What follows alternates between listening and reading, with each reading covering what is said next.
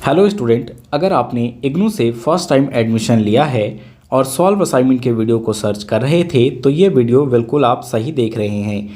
आज के इस वीडियो में हम BHIC 131 जिसका सब्जेक्ट नेम है भारत का इतिहास प्राचीनतम काल से लगभग 300 ईस्वी तक, इस विषय के कंप्लीट सॉल्यूशन असाइनमेंट्स को देखेंगे। साथ ही साथ असाइनमेंट्स कैसे बनाना है, कैसे सबमिट करना है, कौन कौन सी बातों का ध्यान रखना है, ये सारी जानकारियाँ आपको आज के इस वीडियो में दी जाएगी। तो फ्रेंड्स, इग्नू रिलेटेड किसी भी जानकारी के लिए, अपडेट के लिए ज़रूरी है कि आप हमारे चैनल को सब्सक्राइब कर लें।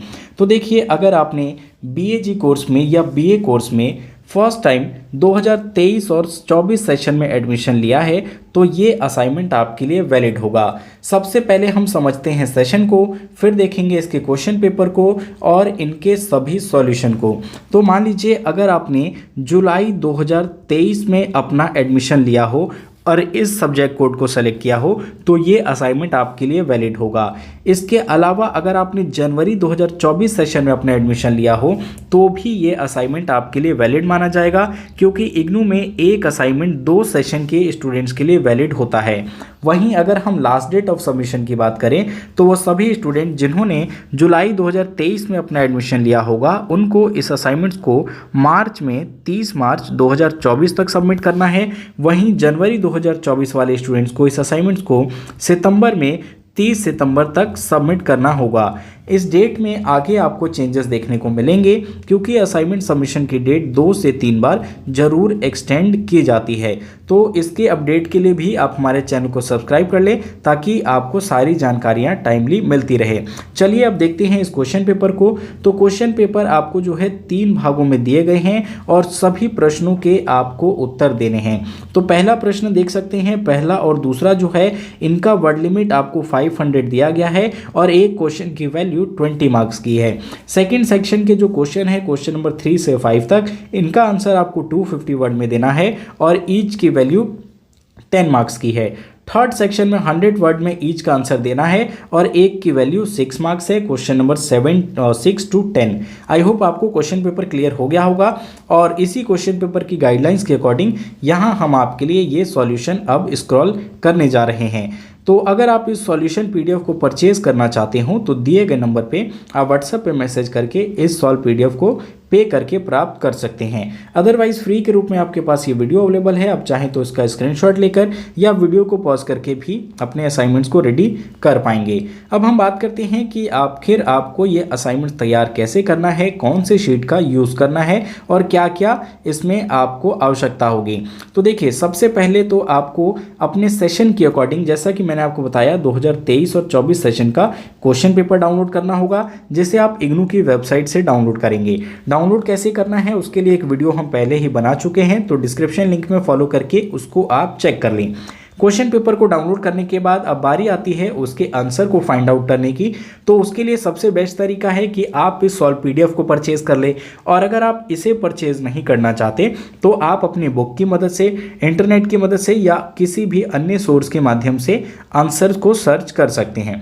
जब आपको आंसर मिल जाए उसके बाद आपको मार्केट से शीट खरीदनी होगी, जो कि A4 साइज प्लेन शीट हो सकता है, रूल शीट हो सकता है, लाइन वाली शीट, या फिर 1 साइड लाइन और 1 साइड प्लेन शीट हो सकती है, या कोई भी प्रैक्टिकल शीट हो सकती है। शीट से यहाँ कोई समस्या नहीं है, आप जिस शीट में भी लिखने में कंफर्टेबल हो कोई भी इस्तेमाल कर सकते हैं, चाहे वो कलर शीट हो या वाइट शीट हो। हम रेकमेंड करते हैं कि आप A4 या normal practical size sheet, rule sheet का यूज़ करें, क्योंकि ये एक थ्योरी सब्जेक्ट है तो इसमें आपको प्लेन शीट की खासा कोई रिक्वायरमेंट नहीं है। फिर भी आपको जो सूटेबल लगे आप उसका इस्तेमाल कर सकते हैं। अब लिखते समय ध्यान रखेंगे कि जो क्वेश्चन है उसको आपको ब्लैक पेन से लिखना होगा और बाकी आंसर को आप कंप्लीट ब्लू पेन से लिखेंगे। अगर कहीं हेडिंग है, सब हेडिंग है, तो उसके लिए आप ब्लैक पेन का इस्तेमाल करें या फिर स्केच पेन का भी इस्तेमाल कर सकते हैं। सबसे खास चीज़ें आपको ध्यान रखनी है कि अपने असाइनमेंट्स को बहुत ज़्यादा कलरफुल नहीं बनाना है, क्योंकि अब आप एक BA के स्टूडेंट हैं। स्कूल लाइफ आपका ख़त्म हो चुका है जिसमें आप कलरफुल असाइनमेंट्स बनाया करते थे। तो यहाँ आपको जितना सिंपल रखेंगे अपने असाइनमेंट को, नीट एंड क्लीन रखेंगे, अच्छी हैंडराइटिंग होगी, तभी आपको अच्छे मार्क्स मिल पाएंगे।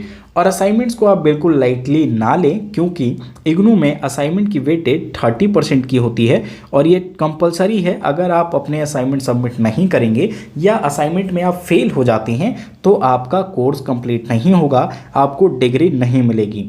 तो इस चीज़ का आप ज़रूर ध्यान रखें। जब आप अपना असाइनमेंट रेडी कर लेते हैं तो उसके साथ आपको कुछ इंपॉर्टेंट डॉक्यूमेंट अटैच करने हैं जो कि बिल्कुल बेसिक से हैं। सबसे पहले आपको एक फ्रंट पेज लगाना होता है। इस फ्रंट पेज में आपकी बेसिक डिटेल होती है, जैसे कि नेम, एनरोलमेंट नंबर, आपका एड्रेस, आपका Gmail ID, contact number, study centre, ये सारी डिटेल आपकी आती है। तो फ्रंट पेज को कैसे भरना है, कैसे डाउनलोड करना है, उसके लिए एक वीडियो रेडी किया जा चुका है, तो उसको भी आप चेक कर लेंगे वीडियो के डिस्क्रिप्शन में। सेकंड नंबर पे आपको क्वेश्चन पेपर लगाना होता है। क्वेश्चन आप लिखेंगे, उसके साथ साथ आपको क्वेश्चन पेपर का प्रिंट भी लगाना जरूरी है, तो आप उसका भी ध्यान रखेंगे। तीसरे नंबर पे आपको अपना इग्नू का आईडी कार्ड लगाना होता है, ठीक है। तो आईडी कार्ड को भी आप जो इग्नू में जब आप एडमिशन लेते हैं तो आपको इग्नू की तरफ से एक आईडी कार्ड इशू किया जाता है। तो इस आईडी कार्ड का प्रिंट आउट लेकर या फोटोकॉपी कराकर आप सभी असाइनमेंट के साथ अटैच करेंगे। और एक काम करें, ज़्यादा बेटर होगा कि आप आईडी कार्ड को सेकंड नंबर पे रखें और क्वेश्चन पेपर को थर्ड नंबर पे, और फोर्थ नंबर पे आपका जो कंप्लीट हैंड रिटन असाइनमेंट होगा उसे आपको अरेंज करना है। और इस प्रकार से आपका असाइनमेंट तैयार हो जाता है, जिसे आप टैग करके बांध सकते हैं या फाइल में लगाकर अपने स्टडी सेंटर में दे सकते हैं। लेकिन मोस्टली सेंटर द्वारा फाइल एक्सेप्टेबल नहीं होता है, तो बेटर होगा कि आप उसे टैग कर दें, उसे बांध दें और सबमिट कर दें। सबमिशन के लिए देखिए आपको ऑनलाइन का भी वे दिया जा सकता है। तो ऑनलाइन सबमिट करने का जो तरीका है, उसके लिए आप सभी असाइनमेंट्स को स्कैन करेंगे और अलग अलग उसकी फाइलें बनाएंगे, और जो भी जीमेल आईडी या गूगल फॉर्म आपके स्टडी सेंटर के द्वारा प्रोवाइड करवाया जाएगा उसमें सबमिट करना होगा। आई होप आपके कुछ डाउट क्लियर हुए होंगे। फिर भी अगर आपकी कोई क्वेरी हो तो ज़रूर कमेंट करें। Thanks for watching.